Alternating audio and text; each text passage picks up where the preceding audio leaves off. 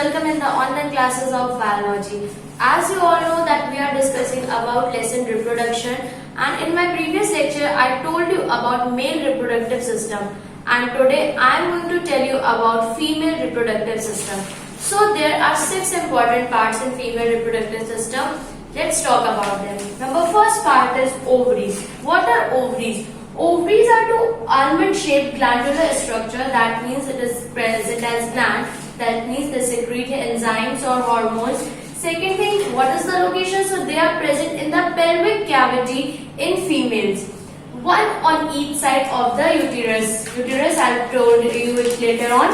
Next thing, it contains primary oocytes, and at each menstruation cycle, one of the eggs undergo maturation and develops within Graafian follicle, and that mature Graafian follicle contains haploid egg or ovum, and in the middle of the menstruation cycle, Graafian follicle ruptures and ovum is released from one to the ovaries every month, and this release of egg from the ovaries is known as ovulation. And next part of the female reproductive system is uterus. It is the thick muscular pear-shaped organ, and its muscular wall is known as myometrium, and innermost lining which is present inside the uterus is known as endometrium, and it is associated with vagina through cervix, and the upper region, the lower region is associated with vagina and the upper region is associated with fallopian tubules. And the function of uterus that it carry out the development of embryo. And the third part is fallopian tubes. These are the pair of about 10 cm long tube. It is associated with upper part of uterus, as I told you that it is associated with fallopian tube, and the other part moves towards the ovaries.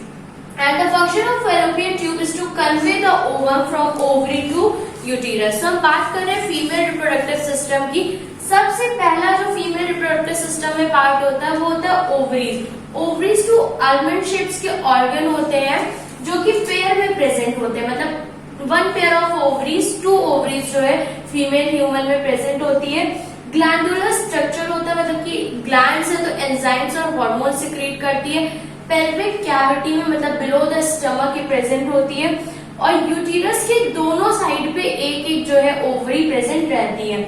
Ovary के अंदर primary oocytes present होते हैं, और जब भी menstruation cycle होती है females में, उस मेंस्ट्रुएशन के साइकिल में एक कोई जो एग होता है वो मैच्योर होता है, और जब वो मैच्योर होता है, ये डेवलपमेंट जो उसका होता है ये होता है ग्राफियन फॉलिकल के अंदर. और जब मैच्योर ग्राफिकल फॉलिकल होता है तो उसके अंदर हेप्लॉइड एग प्रेजेंट होता है, और मिडिल ऑफ मेंस्ट्रुएशन साइकिल में जब ये प्राइमरी oocyte यहाँ ग्राफिकल फॉलिक्यूल में आके मैच्योर हो चुका है, तो मेंस्ट्रुएशन साइकिल में हर एवरी मंथ में एक ग्राफिकल फॉलिक्यूल रप्चर होता है और उससे ओवम रिलीज होते हैं, और हर ओवरी से एक बार में ओवम रिलीज होते हैं. और जो ये रिलीज होना है ओवम का एग से, या एग्स जो रिलीज होते हैं थ्रू ओवरी, इस प्रोसेस को बोला जाता है ओव्यूलेशन की. एवरी मंथ जो है एग्स या फिर ओवम जो है फीमेल की ओवरीज से रिलीज हो रहे हैं, इस प्रोसेस को बोलते हैं ovulation. So basically ovaries two almond shape structure है जो यूटेरस के बोथ साइड पे प्रेजेंट होती है.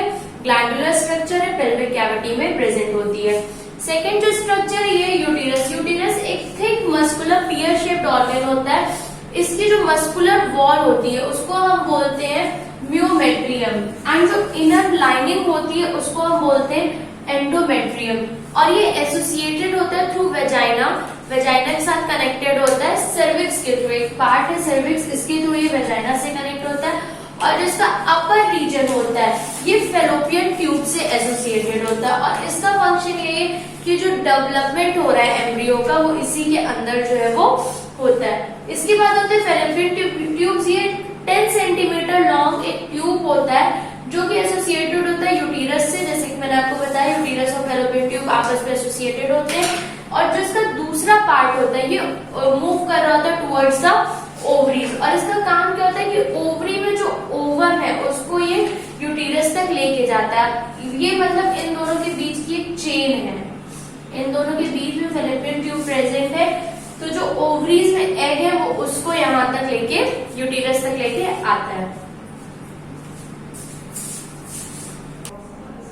Students, now let's talk about the fourth part of female reproductive system, which is vagina. Vagina is a muscular tube-like structure and it is associated with uterus. It is around 3 to 5 inches long and opens to outside through vaginal opening. And the function of vagina is to receive sperms from male penis. And after that came genital organs. Genital organs, collectively known as vulva, and there are three major parts of this. First is labia majora, which is thick fleshy lips. Second is labia minora, which is two thin lips, and the last is clitoris, which has highly sensitive part. And the genital organs contain separate openings for vagina and for urethra. Now coming to the next part, which is mammary glands, and this is also the last structure of female reproductive system. And the first thing is that it is known as accessory reproductive organ. Why? Because it has not directly connected with the reproduction process.